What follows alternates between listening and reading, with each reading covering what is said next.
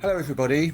So in this video I'd like to share with you some of the techniques I use to learn vocabulary and phrases in my target language.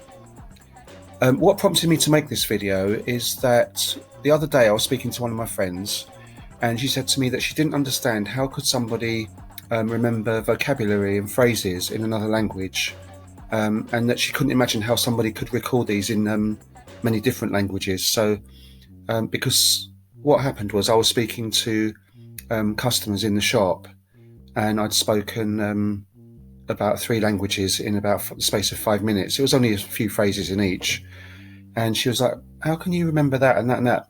So it's actually hard to explain how the memory works, because it's something that's not easy to explain and it varies from person to person. But what we can do is to be aware of a few simple techniques that will help us to memorize things. So, and you can apply this to any area of your life, not just to language learning. It can be, you know, if you're revising for something or studying, or if you want to remember people's names as well. So before we get into the video, if you haven't already subscribed to my channel, I'd appreciate if you could. If you click on the bell icon, you can be notified when I make the next video, and feel free to share any of my videos that you found useful. If you have any tips about memory techniques as well, or if you'd like to comment on anything relevant to this video, please do so below. So let's get into the video. So tip number 1 for me is repetition. So I can't emphasize this enough in language learning.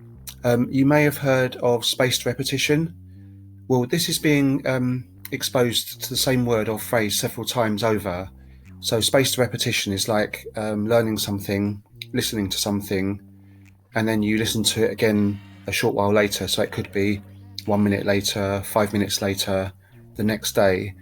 And you don't have to do this repeatedly time and again, you know, in a short period of time. But repetition is important in language learning, and I think it's the most important thing for memorizing something. So I'm going to tell you a word now in Sorani, which is the color green. And in Sorani, this word, by the way, Sorani is one of the languages of Kurdistan, if you didn't already know. So the color green in Sorani is souls.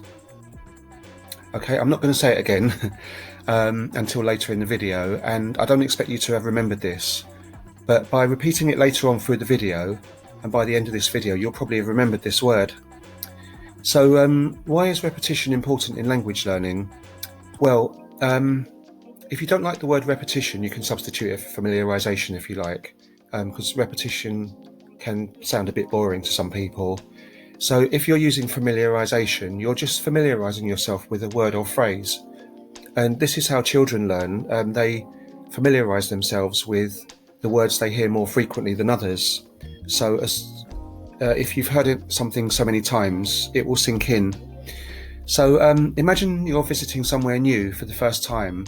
Maybe you're on holiday in a place and you need to familiarize yourself with where everything is in the town. So unless you're one of these people who can go somewhere for the first time, just like a homing pigeon, and find your way around instantly, I call these people homing pigeons because, you know, as soon as they go somewhere, they kind of know. They know where to go. I'm not a homing pigeon. I've got quite a bad sense of direction, actually. But after a while, I become familiar with the place I'm in, and if I go to the restaurant, you know, 3-4 times, I know how to get there.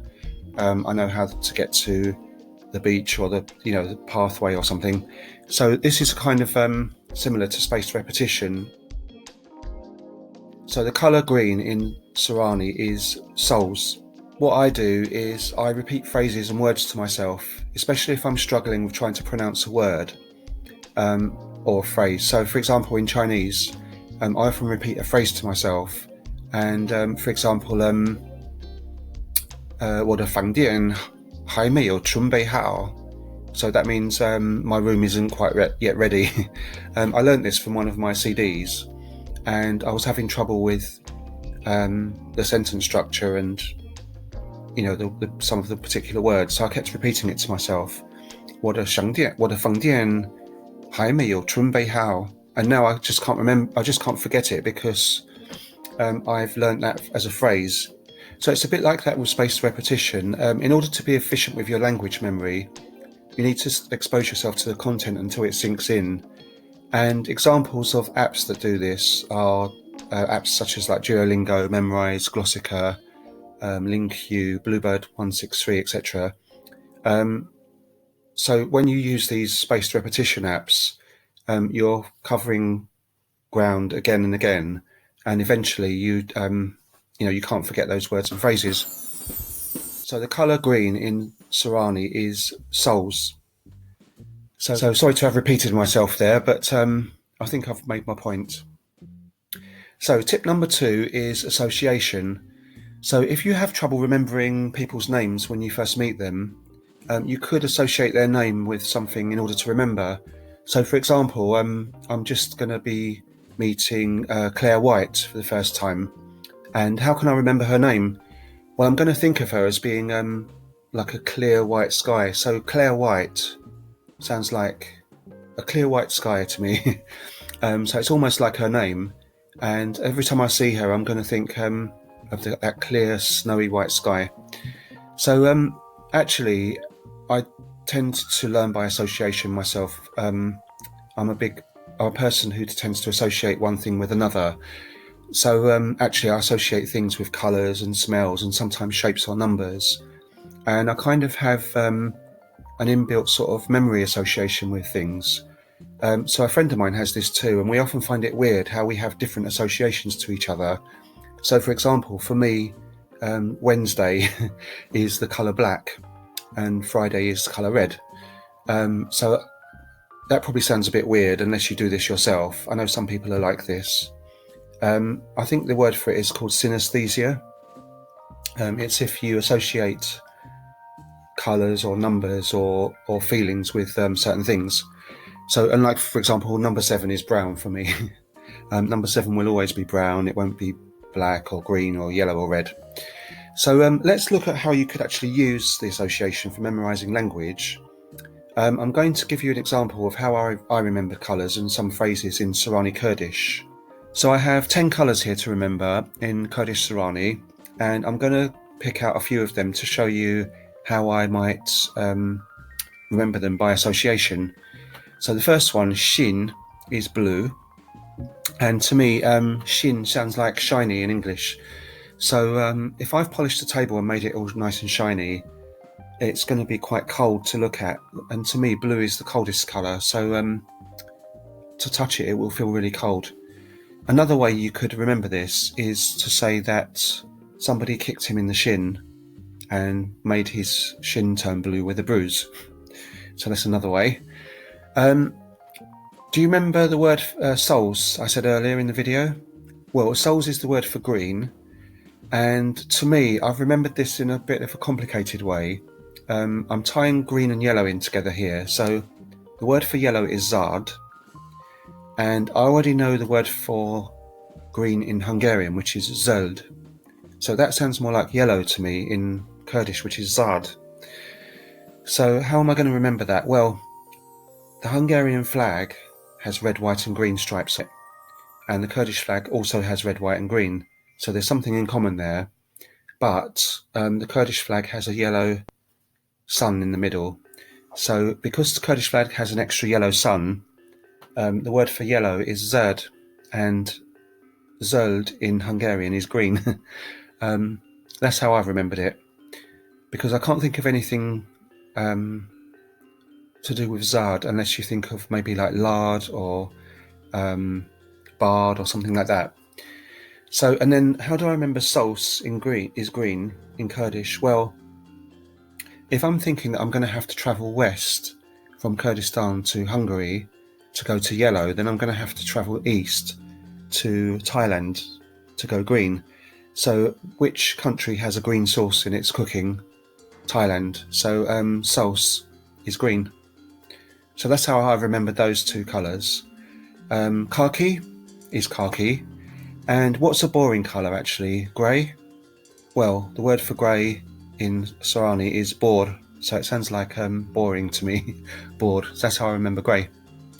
So just a few little tips there on association, and You might not have this kind of mentality, or you might, I don't know. To me, it's good fun.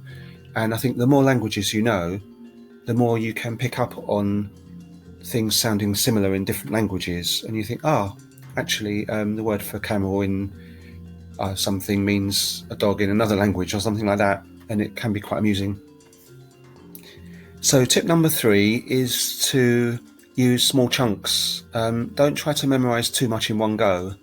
So if you're trying to memorize a poem or something like this, memorize it a couple of lines at a time and break it down into small chunks. Otherwise, you'll be overwhelmed by it and you'll never remember it.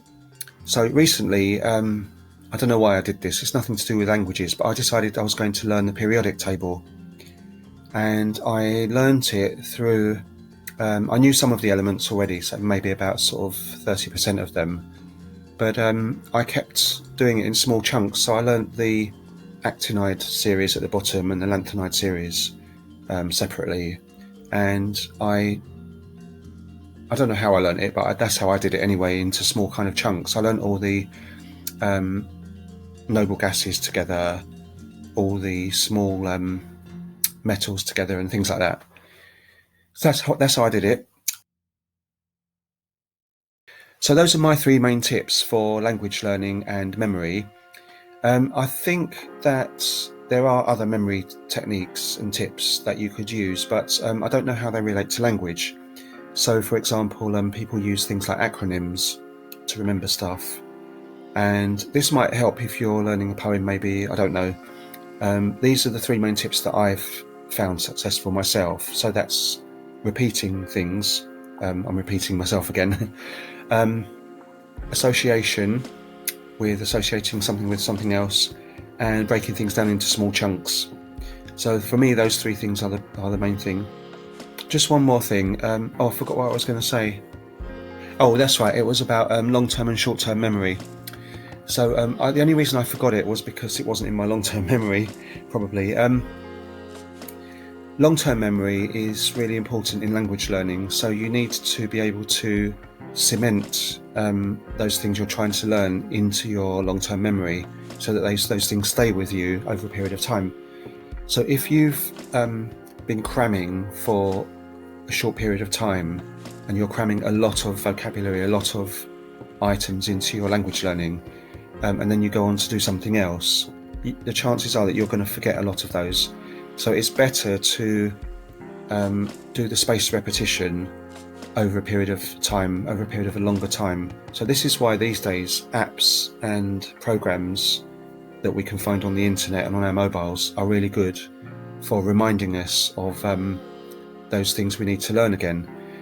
So I recommend that you use some of these apps like Duolingo, Bluebird 163, and use them for the spaced repetition side of memory learning. So I hope you got something out of this video. So stay safe and don't forget to remember me.